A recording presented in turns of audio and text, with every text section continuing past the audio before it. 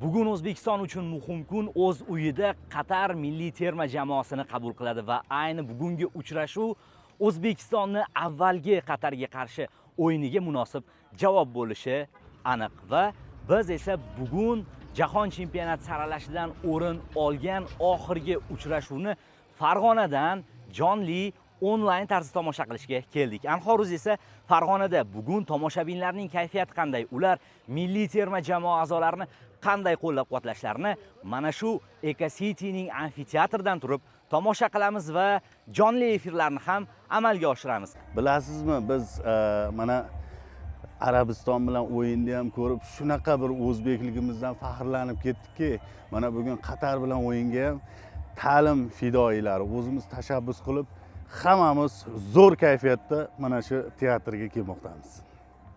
Sizda qanday taassurot?